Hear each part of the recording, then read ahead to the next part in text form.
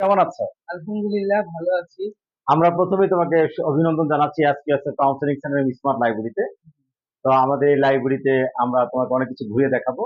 ঠিক আছে? তো তুমি কোন ক্লাসে পড়ো? আমি পঞ্চম শ্রেণীতে পড়ি, মণিপুর উচ্চ বিদ্যালয় এবং কলেজ। আচ্ছা, মণিপুর উচ্চ বিদ্যালয় কলেজ ব্রাঞ্চ ৩ শেওড়াপাড়ায় তুমি পঞ্চম শ্রেণীতে পড়ো। এই ছবিতে কি বুঝাচ্ছি বলতে পারবে? কি বোঝানো হয়েছে? এই ছবিতে বাবা তার ছেলেকে নিয়ে তার ছেলেকে আলোর পথ দেখানোর জন্য আলোর দিকে হয়তোবা যাচ্ছে এরকম কিছু বুঝাচ্ছে। মার্শাল্লাহ মার্শাল্লাহ, তোমার খুব বুদ্ধি। তো আমি তারপর একটু ব্যাখ্যা দিচ্ছি যে আমরা আমাদের সন্তান অভিভাবকরা অন্ধকারের মধ্যে হাবুডুবু খাচ্ছি।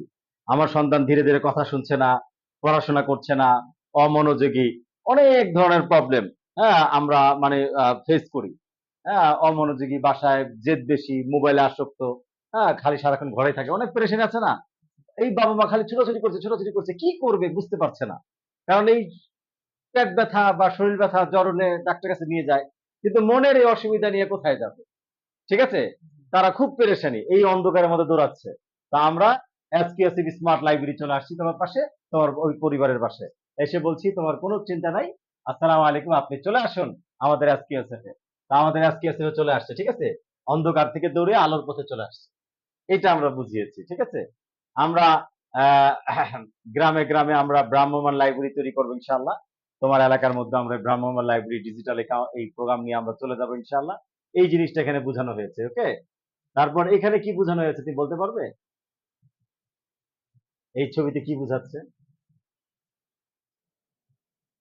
এখানে দেখা যাচ্ছে একজন কুয়া থেকে পানি উঠে নিয়ে যাচ্ছে, কিন্তু বালতি থেকে পানিগুলো পড়ে যাচ্ছে। কয়েকজন দেখে দেখে হাসতেছে। হাসছে। হাসছে আচ্ছা, এই কথাটা হলো যে দেখো ওনার, এটা হলো ওনার বাসা, এটা হলো ওনার কি, বাসা। এই যে বাসা, ওনার বাসা, এই যেতে যেতে সব পানি শেষ হয়ে যাচ্ছে।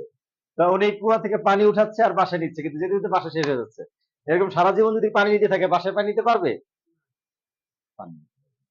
তো এখন কথা হলো তারা এটা দেখে হাসছে যে কষ্ট, বেকার কষ্ট করছে। তো আসলে এখান থেকে আমরা কি শিক্ষা দিতে চাই জানো? বলতে পারবে তুমি? একটু আহ মনে করো দেখি, কিছু বলতে পারো কিনা? এখানে আমরা যদি আমাদের জীবনের আমাদের জীবনের যে সমস্যাগুলো আছে, আমাদের সে সমস্যাগুলো যদি আমরা সমাধান না করি, আমরা যদি শিক্ষা না নিই, তাহলে আমাদের জীবনের পথে সংগ্রাম করে আমরা লাভ পাবো না। আচ্ছা, আমি ব্যাখ্যা করে দিচ্ছি। কেন অনেকে শিক্ষা অর্জন করে অনেক কিছু করছে, অনেক কিছু করতে পারছে না, অনেক শিক্ষিত কিন্তু জীবনে সফল না, ব্যর্থ। হাজার হাজার কোটি টাকার মালিক হয়েছিল ফেরাউন, 400 বছর ক্ষমতায় ছিল, সে তো সফল হয়নি, ঠিক কিনা? এরকম অনেক যুগে যুগে অনেক শক্তিশালী মানুষ আসছিল, এই বাংলাদেশেও আসছিল, কিন্তু কেউ তো সফল হতে পারেনি। আসলে সফল ক্ষমতা বা টাকা বা শিক্ষা নয়। আসল সফলতা আসলে কি, আমরা এটা বুঝাতে চাচ্ছি যে একটা মানুষের নৈতিক ও মানবিক মূল্যবোধ, সামাজিক মূল্যবোধ, ইনসাফ, ন্যায় নীতি, এমন একটি অন্তরকে সৃষ্টি করা যে অন্তরের মধ্যে কোনো কালিমা থাকবে না, কোনো অন্ধকার থাকবে না, কারো উপরে জুলুম অত্যাচার করবে না, ন্যায় ইনসাফ সততার সাথে সে এই অন্তরটাকে ধারণ করবে। সেই নৈতিক মূল্যবোধটাই হলো জীবনের আসল শিক্ষা। তো এই নৈতিক মূল্যবোধ যদি কেউ না থাকে, আমার পরিবারের মধ্যে না থাকে, আমার সন্তানের মধ্যে না থাকে, আমি আমার সন্তানের মধ্যে সারা জীবন যদি ঢেলে দেই, সারা জীবন কষ্ট করি, কোনো কাজ হবে না। আমি ক্লাস 1 থেকে পঞ্চম শ্রেণী, দশম শ্রেণী মাস্টার্স পড়লাম, মণিপুর স্কুল, সারা বিখ্যাত স্কুলে পড়লাম, কিন্তু নৈতিক মানবিক মূল্যবোধ আমার তৈরি হয়নি, তাহলে আমার জীবনটা ফুটো, এই বালতির মতো। কিসের মতো? এই বালতির মতো আমার জীবনটা ফুটো। আমার জীবনের কোনো কিছু অর্জন মানে হবে না, কোনো সফলতা আসবে না, একসময় ব্যর্থ হয়ে যাবে। এই জন্য সবার আগে আমাকে, যেরকম আমি স্কুলে যাচ্ছি প্রতিদিন, বাংলা অঙ্ক ইংরেজি পড়ছি, তদ্রুপ ভাবে আমাদের কাউন্সিলিং সেন্টার আমাদেরকে আসতে হবে, বা এই কাউন্সিলিং সেন্টারকে তোমার ঘরে নিয়ে যেতে হবে। কারণ এই শিক্ষাটা যদি না হয়, তাহলে আমাদের জীবনের আসল জিনিস আমরা হারিয়ে ফেলবো। কথা কি বুঝতে পেরেছো? তাহলে আজকে তোমাকে আমি যেটা শিখালাম, যেটা বুঝালাম, যে আমাদের জীবনের মৌলিক শিক্ষা, মূল শিক্ষা কি বলতো? নৈতিক ও মানবিক, মানবিক মূল্যবোধ শিক্ষা। বলো, আমাদের জীবনের মূল শিক্ষা নৈতিক ও ও মানবিক মানবিক মূল্যবোধ মূল্যবোধ। শিক্ষা, এটা আমাদের জীবনের প্রথম শিক্ষা। এই শিক্ষা অর্জনের জন্য তোমাকে প্রতিদিন কিছু না কিছু লেখাপড়া করতে হবে, কিছু না কিছু হোমওয়ার্ক করতে হবে, আর এরকম একজন শিক্ষকের কাছে পড়তে হবে, তবেই তোমার এটা গড়ে উঠবে। আর এই নৈতিক মানবিক মূল্যবোধ গড়ে উঠলে তুমি তোমার বাবা মার কাছে আদর্শবান সন্তান হতে পারবে, আমাদের স্কুলেও তুমি আদর্শবান শিক্ষার্থী হতে পারবে। আর যদি ওই জিনিসটা না হয়, তুমি কিছুই হতে পারবে না, খালি ক্লাস বাই ক্লাস পার হতে পারবে। সার্টিফিকেট আসবে, কিছু নাম্বার পাবে, এর চেয়ে বেশি কিছু নয়। তাহলে আমার এই কথা কি বুঝতে পেরেছো? তাহলে আমাদের জীবনের মূল শিক্ষা কি? নৈতিক মানবিক মূল্যবোধ, মানবিক ও নৈতিক মূল্য। মূল, হ্যাঁ, নৈতিক ও মানবিক মূল্যবোধ, সামাজিক মূল্যবোধ, এটা আমাদের অর্জন করা আমাদের জীবনে। তো আমাদের এই আজকের ক্লাসটা তোমার কাছে কেমন লাগলো?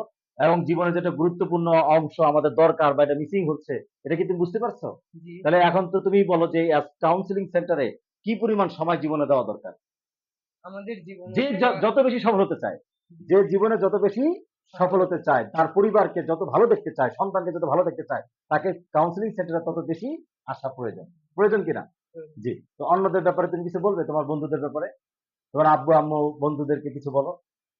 আমাদের সবার উচিত আমাদের স্যার তার তার শিক্ষার মাধ্যমে, তার এই এসকিউএসএফ লাইব্রেরির মাধ্যমে আমাদের জীবনকে আরো সহজ করে দিতে চান।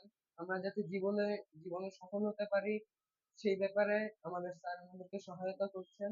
আমরা সবাই আসবো স্যারের লাইব্রেরিতে, এবং স্যারের কাছ থেকে আমরা জীবনের সফলতা সম্পর্কে জ্ঞান অর্জন করব। আমরা এক সময় সফল হব ইনশাআল্লাহ। আমাদের স্যারকে অনেক অনেক ধন্যবাদ আমাদের আরেকটু জন্য। তোমাকে আরেকটু সুন্দর করে একটা কথা বলি, এটা তুমি পড়ো। আসসালামু আলাইকুম প্রিয় সহপাঠী, তুমি কেমন আছো? তুমি নিয়মিত আমি এসকিউএসএফ আমি আমি কেমন আমি নিয়মিত নিয়মিত এসকিউএসএফ কাউন্সেলিং সেন্টারে সেন্টারে যাই। যাই। আমি আমার মানসিক স্বাস্থ্য বিষয়ক পরামর্শ গ্রহণ করি আলহামদুলিল্লাহ।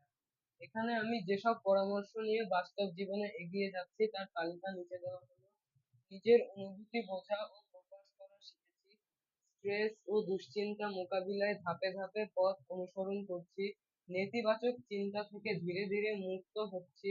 আল্লাহর উপর ভরসা ও দোয়ার শক্তি বৃদ্ধি পেয়েছে। পড়াশোনায় মনোযোগ বৃদ্ধির কৌশল শিখেছি। হতাশা ও আত্মবিশ্বাসের অভাব কাটিয়ে উঠেছি। পরিবার ও বন্ধুর সঙ্গে সুন্দর সম্পর্ক তৈরি করতে পারছি। নিয়মিত সময়ে ব্যবস্থাপনা করছি। নিজের প্রতি সম্মান ও ভালোবাসা তৈরি হয়েছে। ভবিষ্যৎ নিয়ে ইতিবাচক পরিকল্পনা করছি। তুমি চাইলে তুমিও যেতে পারো। তোমার প্রাইভেসি থাকবে সম্পূর্ণ নিরাপদ। এসকিউএসএফ তোমার মানসিক সহায়তার বিশ্বস্ত বন্ধু। এই কথাটা একটু বুঝিয়ে বলি। আমি তোমার প্রাইভেসি সম্পূর্ণ রাখবো। তোমার স্কুলে কেউ তোমাকে অত্যাচার করে, কেউ মারধর করে, কেউ অপমান করে, যার কারণে তোমার স্কুলে যেতে ভালো লাগে না, এরকম অনেক সমস্যা আছে না?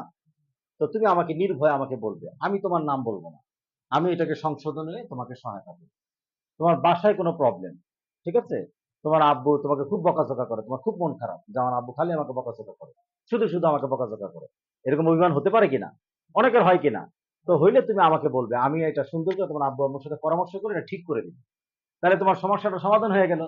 হ্যাঁ, তোমার প্রাইভেসি, তোমার কথা আমি গোপন রাখলাম। এইভাবে আমরা তোমাকে সহায়তা করি। তুমি এই ভয় পাবে না যে আমার কথা তো আমি, আমার দোষের কথাটা, আমার খারাপ আচরণটা আমি বলে দিলে স্যারকে, আমার বাবা মাকে বলে দিবে না। ঠিক আছে, তুমি মন খুলে আমাকে কথা বলবে, আমি মন খুলে তোমাকে সহায়তা করবো। ঠিক আছে?